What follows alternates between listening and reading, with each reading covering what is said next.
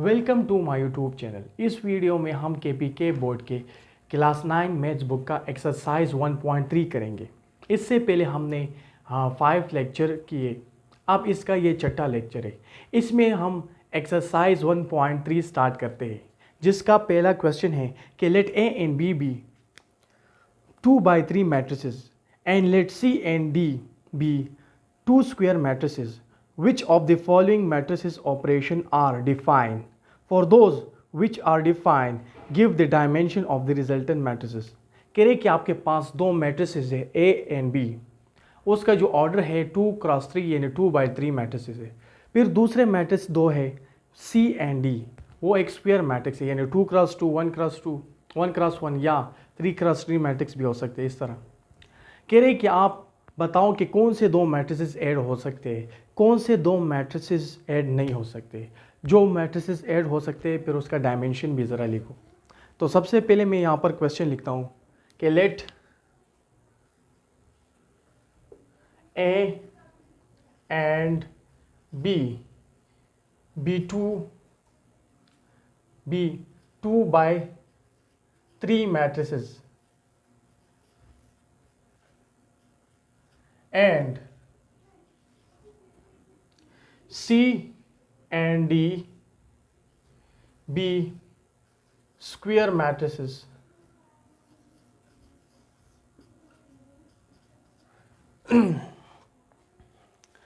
Which of the following matrices operation are defined? Which of the following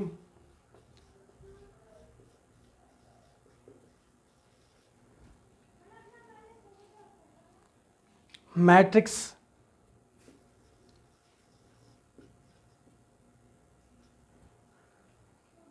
operation are defined? Operation are defined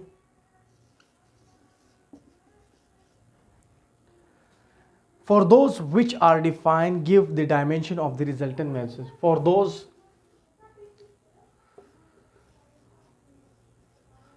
which are defined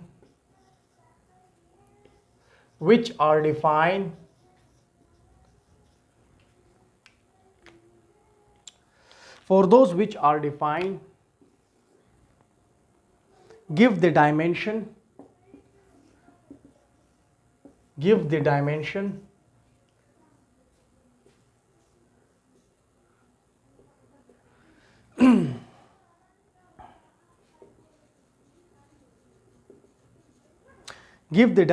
of the resultant matrix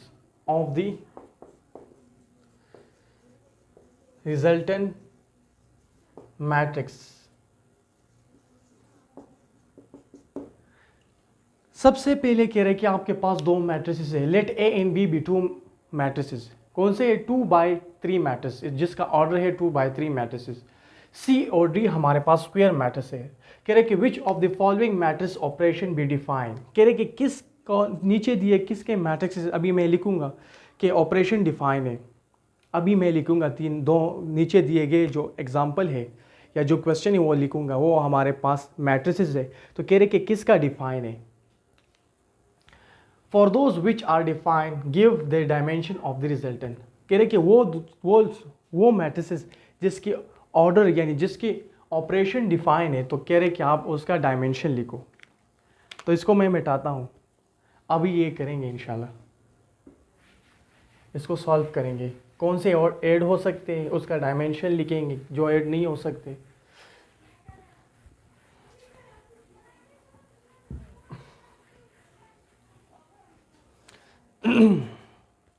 first question है हमारे पास question 1 का part 1 जो है वो है a + b।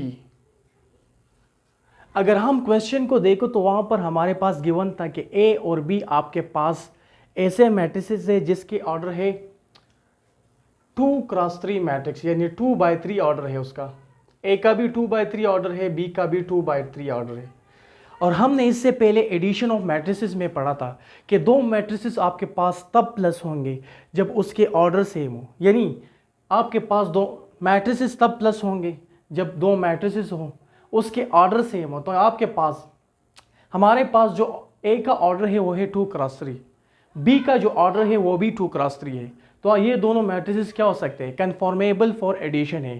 तो हम ये लिख सकते हैं ना कि A and B are conformable for addition. तो हम इस तरह कह सकते हैं ना, the order of matrix A is 2/3। Question में ये गिवन है, the order of matrix B is 2/3। तो जब दो मैट्रिसेस के ऑर्डर सेम है तो वो फिर हमारे पास कन्फॉर्मेबल फॉर एडिशन होगा। तो वो दोनों मैट्रिक्स क्या है, ऐड हो सकते हैं, ठीक है ना। वो दोनों मैट्रिक्स क्या होंगे, कन्फॉर्मेबल फॉर एडिशन होगा। सो ए प्लस बी या A and B are conformable for addition. क्यों कन्फॉर्मेबल फॉर एडिशन है, क्योंकि दोनों मैट्रिसेस की ऑर्डर सेम है। अब नेक्स्ट इसके बाद हमारे पास दो और मैट्रिक्स है। क्वेश्चन 1 का पार्ट बी करेंगे, अभी का पार्ट 2। आपके पास गिवन है कि ये एक बी प्लस डी।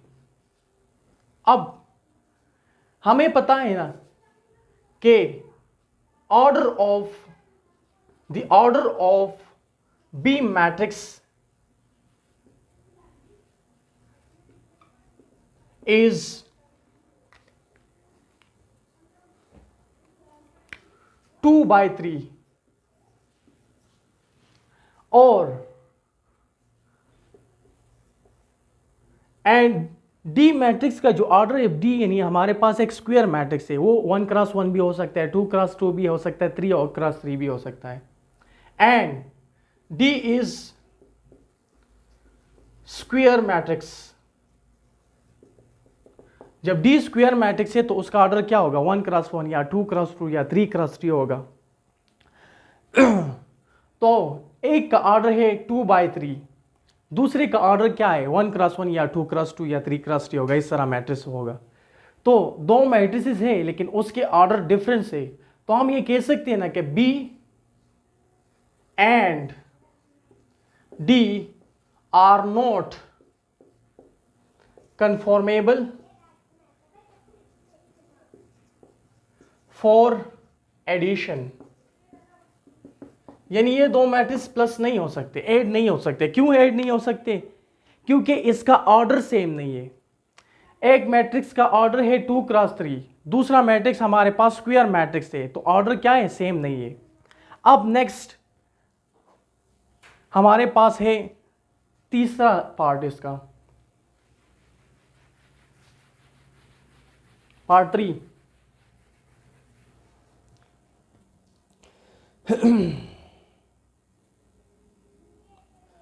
पार्ट 3 में हमारे पास जो क्वेश्चन है, क्वेश्चन वो है 3a - 2c, 3a - 2c। अब हमें पता है, यहां पर एक कंसेप्ट सीखते, अगर आपके पास एक मैट्रिक्स है A, उसमें एलिमेंट्स है 1 2 3 4। अगर उस मैट्रिक्स में हम एक नंबर मल्टीप्लाई करें, 3 एक नंबर में मल्टीप्लाई करता हूं A में, तो यहां पर 3 भी मल्टीप्लाई होगा इस स्क्वायर मैट्रिक्स में, 1 2 3 4। तो हमारे पास क्या आएगा, हमें पता है ना ये 3 सारे मैट्रिक्स के सारे एलिमेंट के साथ मल्टीप्लाई होंगे। तो हमारे पास आ जाएगा 3 6 9 12। जब हम मैट्रिक्स ए को देखें, अगर हम मैट्रिक्स ए को यहां पर देखें तो उसका ऑर्डर क्या है, इसमें यहां पर नंबर ऑफ रो 2 है, नंबर ऑफ कॉलम भी 2 है, यानी इसका ऑर्डर 2x2 है। जब हमने स्केलर इसमें मल्टीप्लाई की तो तब भी उसका ऑर्डर क्या है, 2x2। यहां पर देखो ना, एक स्केलर इसके साथ मल्टीप्लाई की तो इसका ऑर्डर तब भी हमारे पास 2x2 है। यानी अगर आप किसी भी मैट्रिक्स में एक स्केलर मल्टीप्लाई करोगे, किसी भी मैट्रिक्स में एक स्केलर मल्टीप्लाई करोगे तो उसका ऑर्डर पर कोई फर्क नहीं पड़ेगा, उसके ऑर्डर पे कोई फर्क नहीं पड़ेगा। इसको मैं ज़रा मिटाता हूँ, ये एक समझाने के लिए एक एग्जाम्पल किया। अब इसके बाद यहां पर देखो, हमें पता है ना, वी नो दैट, सोल्यूशन इसका दिखते हैं। हमें पता है कि ए मैट्रिक्स का जो ऑर्डर है वो 2x3 है। तो अगर एक कांस्टेंट उसके साथ मल्टीप्लाई हो जाए तो उसका ऑर्डर तब भी 2x3 होगा। The order of matrix A is 2/3 या 2x3। तो अगर इसके साथ मैं एक स्केलर मल्टीप्लाई करूं तब भी हमारे पास क्या होगा, उसका ऑर्डर वही होगा। So the order of matrix 2 या 3 है, यहां पर 3A इज आल्सो 2/3 मैट्रिक्स। सही है ना। यानी किसी भी मैट्रिक्स के साथ अगर आप कोई स्केलर मल्टीप्लाई करोगे तो उसका ऑर्डर में कोई फर्क नहीं आएगा। इसी तरह C, matrix C is square matrix. Matrix C हमारे पास क्या है, स्क्वायर मैट्रिक्स है। तो उसके साथ अगर आप एक स्केलर मल्टीप्लाई करोगे तब भी आपके पास क्या होगा, एक स्क्वायर मैट्रिक्स होगा, चाहे वो 1x1 हो, 2x2 हो, 3x3 हो, जो भी हो। तो matrix 2C is also square matrix, यानी उसका ऑर्डर क्या होगा, 1x1, 2x3, 3x3 होगा। ठीक है ना।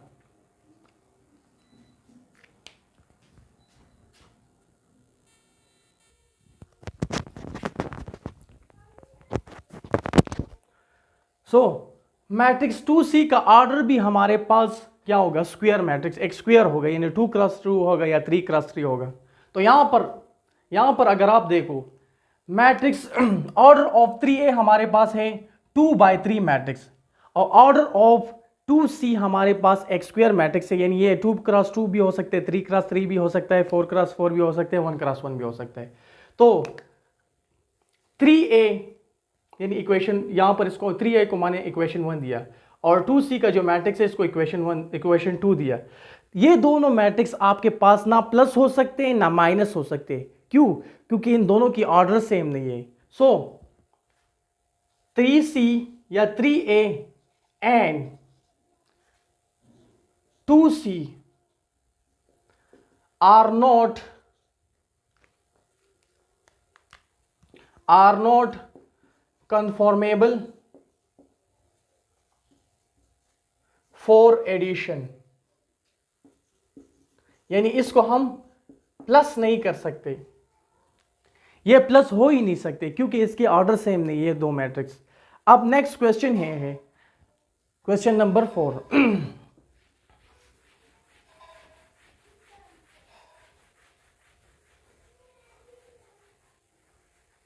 क्वेश्चन 1 का पार्ट 4 हमारे पास। क्वेश्चन 1 का पार्ट 4 जो है वो है 7C प्लस 2D। अब दोबारा वही उसी तरह करेंगे। C इज, सोल्यूशन लिखते हैं, C is matrix C is square matrix. ठीक है ना। चलो इसका ऑर्डर लेते हैं 2x2 मैट्रिक्स। ठीक है, तो मैट्रिक्स 7C भी हमारे पास क्या होगा, स्क्वायर मैट्रिक्स होगा, क्योंकि इससे पहले हमने ये एक एग्जांपल के थ्रू से किया था कि अगर आप किसी भी स्केलर को मल्टीप्लाई करोगे किसी भी मैट्रिक्स में तो उसका ऑर्डर चेंज नहीं होगा, वही ऑर्डर होगा। तो ये भी हमारे पास, चलो 2x2 मैट्रिक्स लिया, एग्जांपल लिया कि चलो लेट किया कि ये 2x2 मैट्रिक्स है। अब and matrix D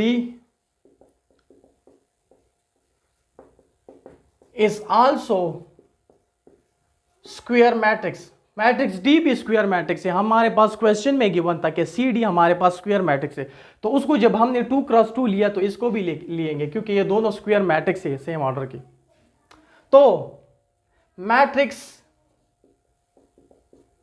2D also square matrix, यानी 2D मैट्रिक्स जो होगा वो भी स्क्वायर मैट्रिक्स होगा, क्योंकि उसके ऑर्डर्स चेंज नहीं होते बाय स्केलर मल्टीप्लिकेशन। तो मैट्रिक्स 7C भी स्क्वायर मैट्रिक्स है और मैट्रिक्स 2D भी स्क्वायर मैट्रिक्स है। तो ये क्या है, दो स्क्वायर मैट्रिक्स का जब ऑर्डर, या दो मैट्रिक्स का जब ऑर्डर सेम हो जाए, मैट्रिक्स 7C को हमने लेट किया था कि इसका ऑर्डर 2 क्रॉस 2 है या 2/2। मैट्रिक्स 2D का ऑर्डर हमने 2 क्रॉस 2 या 2/2 इसका भी लिया था। तो ये दो मैट्रिक्स क्या होंगे, कन्फॉर्मेबल फॉर एडिशन होंगे ये दोनों। 7C and 2D are conformable for addition,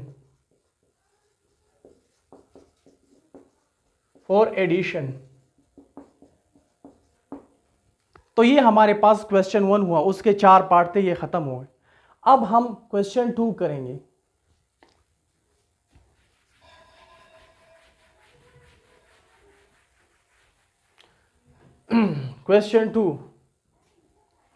question to में ये कह रहा है कि multiply the following matrices by a real number S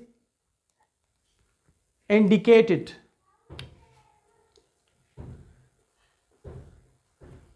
multiply the following matrices, कह रहे कि मल्टीप्लाई, नीचे दिए गए जितने भी मैट्रिसेस है उसको मल्टीप्लाई करो बाय अ रियल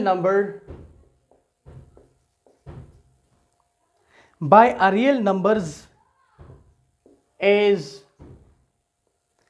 इंडिकेटेड। तो हमारे पास मैट्रिक्स गिवन होगा, उसको हम उसके साथ एक रियल नंबर मल्टीप्लाई करेंगे। और हमें पता यह है कि मैट्रिक्स, अगर कोई रियल नंबर किसी मैट्रिक्स के साथ मल्टीप्लाई करोगे तो वो मैट्रिक्स के तमाम एलिमेंट के साथ मल्टीप्लाई होंगे। तो अब हम मल्टीप्लाई करते हैं इसको 1 बाय 1। इसमें 2 एग्जाम्पल है, 2 क्वेश्चन है या 2 पार्ट्स है। अब हम क्वेश्चन 2 का पार्ट 1 करेंगे कि मल्टीप्लाई मैट्रिक्स ए है हमारे पास 1 2 3, कह रहे कि ए को मल्टीप्लाई करो बाय 2 के साथ, ए को मल्टीप्लाई करो बाय 2 के साथ। मल्टीप्लाई ए बाय 2, तो हमारे पास इस तरह मल्टीप्लाई होगा 2 मल्टीप्लाई बाय ए। 2 को हम मल्टीप्लाई करेंगे मैट्रिक्स ए के साथ, तो ए मैट्रिक्स हमारे पास ये है, तो ये हमारे पास 2a बन जाएगा। ये हमारे पास 2 मल्टीप्लाई बाय दिस मैट्रिक्स, इसको मैं इस तरफ लिखता हूं। अब हमें पता है कि किसी भी मैट्रिक्स के साथ अगर आप कोई रियल नंबर मल्टीप्लाई करोगे तो वो उस मैट्रिक्स के तमाम एलिमेंट के साथ मल्टीप्लाई होंगे। तो यहां पर देखो जरा, 2 मल्टीप्लाई होगा इस 1 के साथ तो 2 1 जार 2 आ जाएगा। 2 मल्टीप्लाई होगा इस 2 के साथ, 2 2 जार 4 आ जाएगा। और 2 मल्टीप्लाई होगा 3 के साथ तो 2 3 जार 6 आ जाएगा। तो हमने एक रियल नंबर को मल्टीप्लाई किया यहां पर एक मैट्रिक्स के साथ, तो हमारे पास ये मैट्रिक्स आ गया। इसका जो दूसरा पार्ट है, अभी उसके बाद वो लिखते हैं पार्ट बी, क्वेश्चन 2 का पार्ट बी। तो ये लिखो, क्वेश्चन 2 पार्ट बी। आपके पास एक मैट्रिक्स है बी। कौन सा मैट्रिक्स है? A B C D E F. कह रहे कि इसको मल्टीप्लाई करो बाय पी के साथ। पी एक रियल नंबर है, पी कोई भी real number, P belong to real number, ठीक है ना, यानी पी रियल नंबर में से एक नंबर है। तो हम मल्टीप्लाई करेंगे, पी को मल्टीप्लाई करेंगे, सोल्यूशन यहां पर लिखते हैं, solution P multiply by P. P क्या होगा? मल्टीप्लाई होगा बी के साथ। तो हमारे पास इस तरह लिखेंगे ना, P multiply by this matrix A B C D E F. अब ये P इस मैट्रिक्स के तमाम एलिमेंट के साथ मल्टीप्लाई होंगे। तो हमारे पास ये मैट्रिक्स इस तरह आएगी, पी ए या A P B P C P, यानी हमने मल्टीप्लाई किया इस ए मैट्रिक्स, इस P रियल नंबर को इस मैट्रिक्स के तमाम एलिमेंट के साथ। तो A मल्टीप्लाई बाय P से AP आएगा, B मल्टीप्लाई बाय P से BP आएगा, C मल्टीप्लाई बाय P से CP आएगा। तो इसी तरह डी पी आ जाएगा, डी को मल्टीप्लाई करेंगे पी के साथ, ई आ जाएगा ई पी, और यहाँ से एफ पी आ जाएगा। तो हमने एक रियल नंबर को मल्टीप्लाई किया किसी भी मैट्रिक्स के साथ, तो उस मैट्रिक्स के तमाम एलिमेंट के साथ मल्टीप्लाई होंगे। तो ये हमारे पास था क्वेश्चन नंबर 2।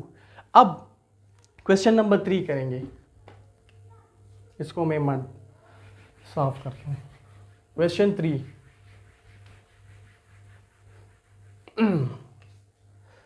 क्वेश्चन 3,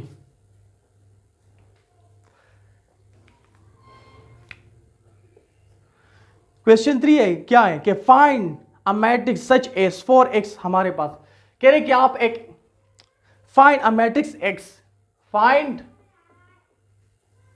अ मैट्रिक्स एक्स, कह रहे कि मैट्रिक्स एक्स फाइंड करो सच देट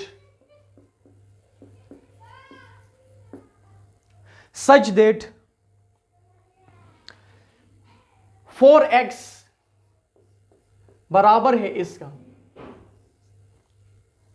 1 2 1 4 2 3 -1 9 7, 4x इसके बराबर है। कह रहे कि आप x मैट्रिक्स फाइंड करो। तो x मैट्रिक्स फाइंड करने के लिए हम क्या करेंगे, इस 4 को बोथ साइड डिवाइड करेंगे, तो हमारे पास x मैट्रिक्स आ जाएगा। तो यहां पर इस तरह करते हैं, सोल्यूशन लिखते हैं। सोल्यूशन हम क्या करेंगे, 4x को हम 4 के साथ डिवाइड करेंगे, तो इस साइड पे भी डिवाइड होगा ना, 1 2 1 4 2 3 -1 9 7। अब 4 डिवाइड बाय 4 से 1 ही आएगा, 1 x के साथ जब मल्टीप्लाई हो जाएगा, इसको जरा बड़ा x लिखते हैं, तो x ही आ जाएगा। अब ये 1 डिवाइड बाय 4 इस मैट्रिक्स के साथ मल्टीप्लाई होगा, और 1 डिवाइड बाय 4 एक रियल नंबर है, और रियल नंबर किसी मैट्रिक्स के साथ जब आप मल्टीप्लाई करोगे तो वो मैट्रिक्स के तमाम एलिमेंट के साथ मल्टीप्लाई होगा।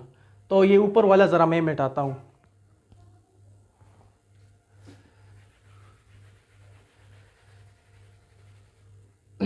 ये क्वेश्चन भी मिटाता हूं। तो ये 1 डिवाइड बाय 4 मल्टीप्लाई होगा इस मैट्रिक्स के तमाम एलिमेंट के साथ, यानी 1 2 1 4 2 3 -1 9 7, इसके तमाम के साथ मल्टीप्लाई होगा। अब हम मल्टीप्लाई करते, सबसे पहले हमने 1 को मल्टीप्लाई किया 1 डिवाइड बाय 4 के साथ, तो क्या आएगा, 1 डिवाइड बाय 4 ही आएगा। क्यों, क्योंकि 1 मल्टीप्लाई बाय 1 डिवाइड बाय 4, तो 1 के नीचे क्या है, 1 के नीचे अगर कुछ भी ना हो तो वहाँ पर एक 1 होगा, यानी 1 नंबर होगा। डिनोमिनेटर में अगर कुछ भी ना हो तो 1 होगा वहाँ पर, ठीक है ना। मल्टीप्लिकेशन किस तरह होगी, यानी 1 मल्टीप्लाई बाय 1, नोमिनेटर मल्टीप्लाई होगा नोमिनेटर के साथ, तो 1 1 ज़ा 1 आ जाएगा। डिनोमिनेटर मल्टीप्लाई होगा डिनोमिनेटर के साथ, 1 4 ज़ा 4 आ जाएगा। तो यहाँ पर इस 1 डिवाइड बाय 4 को जब मैं 1 के साथ मल्टीप्लाई करूँगा तो हमारे पास 1 डिवाइड बाय 4 आएगा। 2 को जब मल्टीप्लाई करूँगा 1 डिवाइड बाय 4 के साथ, तो इस तरह लिखता हूँ, चलो 2 multiply by 1 divide by 4, 1 multiply by 1 divide by 4, इससे वापस ही 1 डिवाइड बाय 4 आएगा। 4 multiply by 1 divide by 4, 2 multiply by 1 divide by 4, यानी इस 1 डिवाइड बाय 4 को इस मैट्रिक्स के तमाम एलिमेंट के साथ मल्टीप्लाई करेंगे। 3 multiply by 1 divide by 4, -1 multiply by 1 divide by 4, 9 multiply by 1 divide by 4, 7 multiply by 1 divide by 4। तो हमने क्या किया, 1 डिवाइड बाय 4 को मल्टीप्लाई किया इस मैट्रिक्स के तमाम एलिमेंट के साथ। अब ये नीचे वाला ज़रा मैं मिटाता हूँ, जगह नहीं।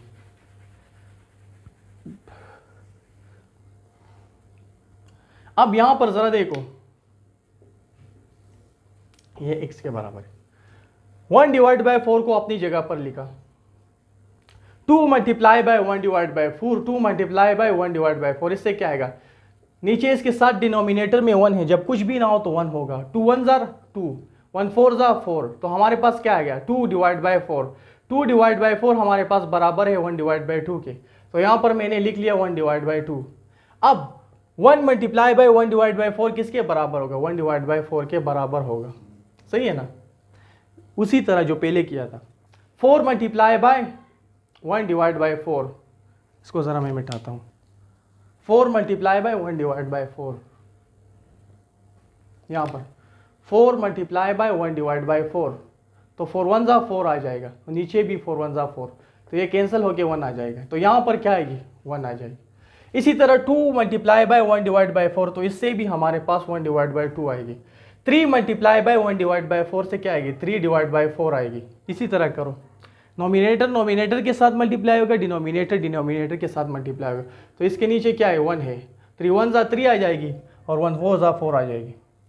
-1 मल्टीप्लाई बाय 1 डिवाइड बाय 4 से क्या आएगी -1 डिवाइड बाय 4 आएगी। माइनस प्लस माइनस, यानी माइनस मल्टीप्लाई बाय प्लस जब करेंगे तो माइनस आएगी, प्लस मल्टीप्लाई बाय प्लस जब करेंगे तो प्लस आएगी, माइनस मल्टीप्लाई बाय माइनस करेंगे तो प्लस आएगी, और प्लस मल्टीप्लाई बाय माइनस करेंगे तो माइनस आएगी, ठीक है ना। 9 मल्टीप्लाई बाय 4 से क्या आएगी 9 डिवाइड बाय 4 आएगी, और 7 मल्टीप्लाई बाय 4 से आएगी 7 डिवाइड बाय 4। तो ये हमारे पास आंसर आ गया, यानी x वाला मैट्रिक्स आ गया है। कौन सा x, हमारा जो मैट्रिक्स हमें चाहिए था ना x, वो ही आ गया आंसर। हमारे पास 4x एक मैट्रिक्स था, उससे हमने x मैट्रिक्स निकालना था, ये तो बहुत आसान था। तो ये हो गया ये क्वेश्चन।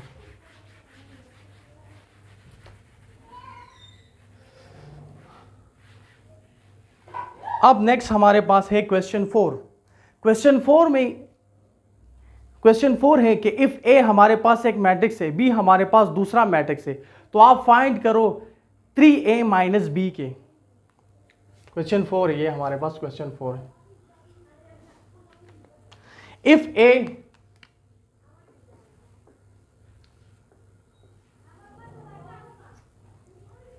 1 2 3 4 5 6, यहां पर 1 2 3 4 5 6 ये एक मैट्रिक्स है A। B हमारे पास दूसरा मैट्रिक्स है, कौन सा है -3 -2 1 -5 4 3। कह रहे कि आप फाइंड करो 3A माइनस B को, यानी 3A माइनस B को फाइंड करो आप। अब ये फाइंड किस तरह होगा, सबसे पहले हम इस तरह करते हैं कि इस A मैट्रिक्स को मल्टीप्लाई करेंगे 3 के साथ, यदि 3 मल्टीप्लाई बाय A करेंगे तो हमारे पास इस तरह भी होगा ना। सबर करो, पहले सॉल्यूशन लिखिए, इसको अभी हम सॉल्व करते हैं। A को मल्टीप्लाई करेंगे 3 के साथ, तो यहां पर भी होगा ना, इस A मैट्रिक्स भी मल्टीप्लाई होगा, ये A मैट्रिक्स भी मल्टीप्लाई होगा 3 के साथ, तो यहां पर मैंने A मैट्रिक्स लिख लिया। और हमें पता है कि मैट्रिक्स अगर किसी रियल नंबर को मैट्रिक्स के साथ मल्टीप्लाई करेंगे तो वो उस मैट्रिक्स के तमाम एलिमेंट के साथ मल्टीप्लाई होंगे ना। तो इस 3 को मैं 1 के साथ मल्टीप्लाई कर दूं, 3 1 जा 3, 3 को 2 के साथ जब मल्टीप्लाई करूंगा 3 2 जा 6, 3 को जब मैं 3 के साथ मल्टीप्लाई करूंगा 3 3 जा 9, इसी तरह 4 के साथ 12 आ जाएगा, 5 के साथ 3 5 जा 15 आ जाएगा, और 3 6 जा 18 आ जाएगा। तो ये हमारे पास 3A मैट्रिक्स है। कौन सा 3A मैट्रिक्स हमारे पास आ गया, 3 6 9 12 15 और 18 के 3A मैट्रिक्स इसके बराबर आ गया। इसको हम साइड में अभी जरा लिखते हैं, यहां पर 3A मैट्रिक्स हमारे पास है 3 6 9 12 15 18। अब इस 3A मैट्रिक्स को हम माइनस करेंगे B से, तो हमारे पास आंसर आ जाएगा 3A माइनस B। तो इसको मैं मिटाता हूं अभी।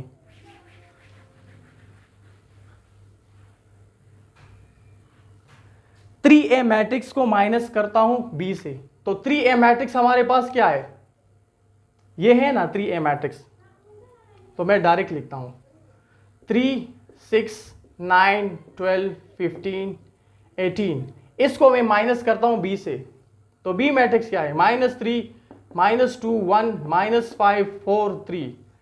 इस मैट्रिक्स को मैंने माइनस किया इस मैट्रिक्स के साथ, तो हमारे पास जो आंसर आएगा वो ये है 3 लिख लिया। यहां पर माइनस है ना, तो ये माइनस लिख लिया, फिर यहां पर क्या है -3 है, तो ब्रैकेट में -3 लिखा। अब यहां पर 6 है, यहां पर ये माइनस हो सकते हैं, क्यों, क्योंकि इसका और इसका ऑर्डर सेम है। यहाँ पर 3 रो है 2 कॉलम है, यहाँ पर भी 3 रो है 2 कॉलम है, तो 3x2 ऑर्डर है पहले मैट्रिक्स का भी, 3x2 ऑर्डर है दूसरे मैट्रिक्स का भी, तो दोनों क्या हो सकते हैं, माइनस हो सकते हैं। तो करेस्पॉन्डिंग एलिमेंट माइनस होंगे। अभी यहाँ पर इस एलिमेंट का करेस्पॉन्डिंग एलिमेंट -3 है, तो हमने यहाँ पर ये लिखा, फिर माइनस लिखा, फिर -3 लिखा। इसी तरह 6 माइनस होगा -2 से, 9 माइनस होगा 1 से, 12 माइनस होगा -5 से, 15 माइनस होगा किससे, 4 से, 18 यानी करस्पॉन्डिंग पोजीशन पे एलिमेंट माइनस करेंगे हम, माइनस होगा 3 से। अब यहां पर जरा देखो, 3 को मैंने अपनी जगह पर लिख लिया, माइनस माइनस से प्लस आएगा ना, ब्रैकेट भी मल्टीप्लाई का एक साइन है, यानी ब्रैकेट डॉट हो गया, डॉट प्रोडक्ट, या वो मल्टीप्लाई साइन डालते, तो माइनस माइनस से प्लस आ गया, 3 लिख लिया। अब 3 + 3 से क्या आएगा, 3 + 3 से 6 आएगा, तो यहां पर मैं डायरेक्ट 6 लिखता हूं। 6 माइनस माइनस प्लस 2 लिख लिया। 6 + 2 से क्या आएगा, 6 + 2 से 8 आएगा, तो यहां पर अभी मैं 8 लिखता हूं, डायरेक्ट बस लिखता हूं, 6 + 2 8। 9 -1 है, यहां पर देखो माइनस प्लस से माइनस आएगा, 9 -1 से क्या आएगा, 8 आएगा। 12 माइनस माइनस प्लस और 5 लिखा, तो 12 + 5 से क्या आएगा, 17 आएगा। 12 + 5 17, तो यहां पर मैं डायरेक्ट 17 लिखता हूं। 15 - 4 से 11 आता है। 8 - 3 से क्या आएगा, 8 - 3 से 15 आएगा, तो ये हमारे पास आंसर आया, यानी 2a 3a - b से हमारे पास ये आंसर आया। अब हम नेक्स्ट क्वेश्चन करते हैं। नेक्स्ट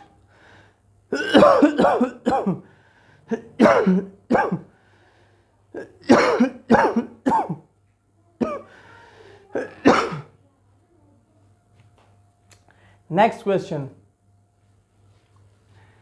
क्वेश्चन हमारे पास है, क्वेश्चन नंबर 4 था, अभी 5 करेंगे। 5 में आपके पास 2 मैट्रिक्स गिवन है, एक ए है एक बी है।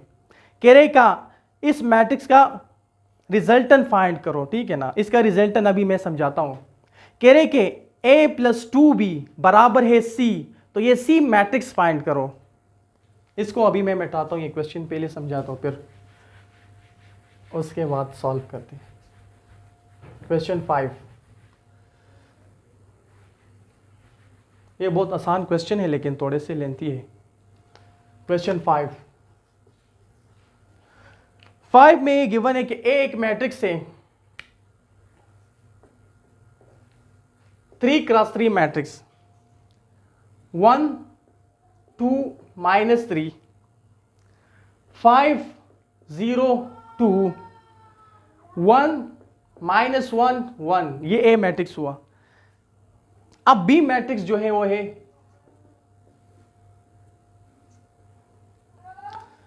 3 -1 2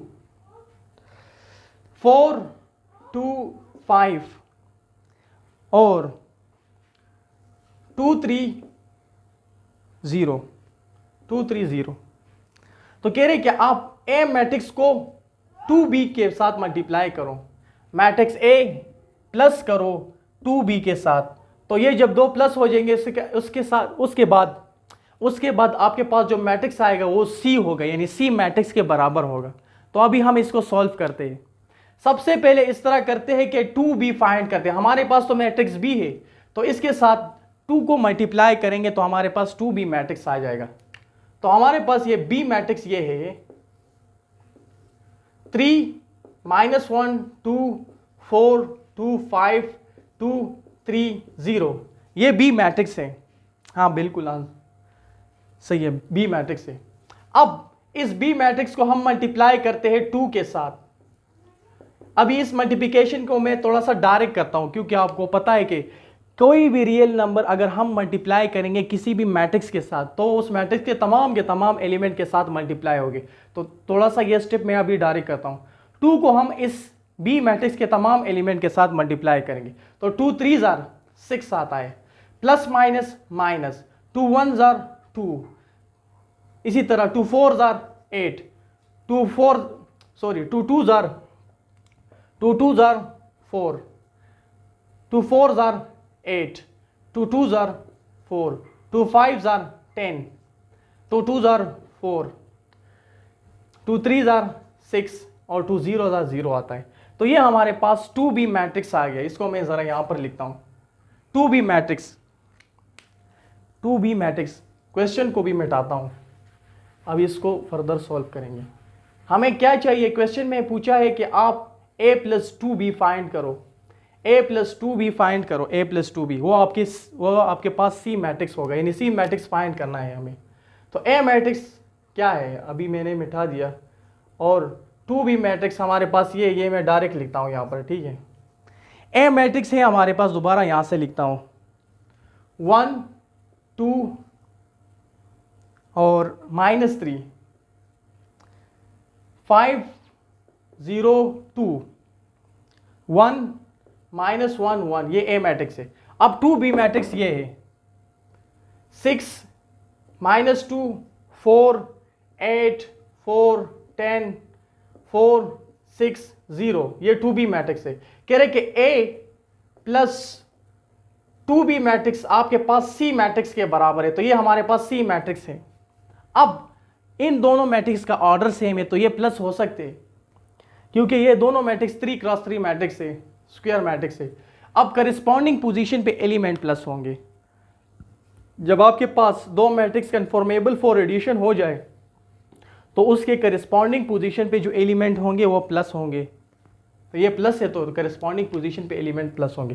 तो यहाँ पर 1 का करिस्पॉन्डिंग पोजीशन 6 है, तो हम 1 को 6 के साथ प्लस करते हैं, 2 को प्लस करते हैं -2 के साथ, -3 को प्लस करते हैं 4 के साथ, 5 को प्लस करते हैं 8 के साथ, 0 को प्लस करते हैं 4 के साथ, 2 को प्लस करते हैं 10 के साथ, 1 को प्लस करते हैं 4 के साथ। ये करिस्पॉन्डिंग पोजीशन पे जो एलिमेंट है उसको मैं प्लस कर रहा हूँ। -1 को प्लस करते हैं 6 के साथ, 1 को प्लस करते हैं 0 के साथ। अब आपके पास आ जाएगा 1 + 6 से हमारे पास आएगा 7। अब प्लस माइनस से माइनस आएगा तो 2 - 2 आ जाएगा ना, 2 को अपनी जगह पर प्लस माइनस -2 अपनी जगह पर, 2 - 2 0 से 0 आता है, 2 - 2 हमारे पास 0 आता है, इसको जगह मैंने 0 लिखा।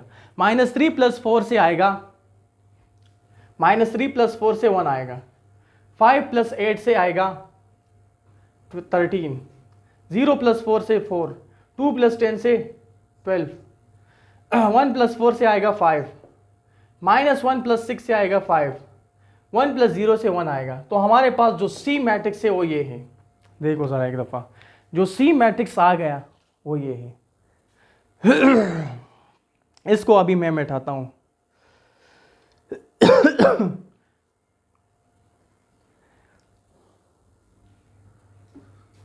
सी मैट्रिक्स आ गया।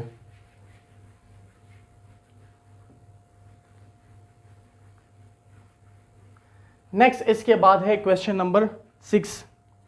ये सारे बहुत आसान है, थोड़े से लेंथी है लेकिन बाकी सारे आसान है। क्वेश्चन 6 में ये कह रहा है कि आपके पास दो मैट्रिक्स है। If A is equal to 2 - 2 4 2 -5 1 और B हमारे पास बराबर है 8 0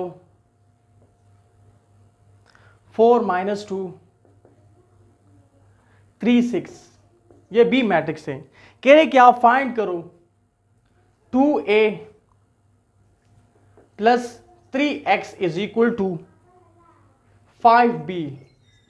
आपने क्या फाइंड करना है? आपने फाइंड करना है X मैट्रिक्स में। इसमें हमारे पास A मैट्रिक्स गिवन है, B मैट्रिक्स गिवन है, ये X मैट्रिक्स आपने फाइंड करनी है। अब X मैट्रिक्स फाइंड करने के लिए सबसे पहले हम 2A फाइंड करेंगे, फिर 2B फाइंड करेंगे, 2A फाइंड करो, 2B फाइंड करो, फिर इसको 3 के साथ डिवाइड करो तो ये आएगा। सबसे पहले ज़रा मैं इसको ज़रा सिंप्लीफाई करता हूँ। अब यहाँ पर क्या है, 2A यहाँ पर प्लस हो रहे तो उस साइड पे माइनस हो जाएगी, तो 3x बराबर हो जाएगी 5B - 2A। अब 3 को बोथ साइड डिवाइड करो तो हमारे पास X मैट्रिक्स आ जाएगी। अगर 5B माइनस करे 2A मैट्रिक्स से और इसको फिर डिवाइड करें 3 से, तो आपके पास जो मैट्रिक्स आएगा वो एक्स मैट्रिक्स होगा। तो इसको ज़रा मैं यहाँ पर साइड में लिखता हूँ।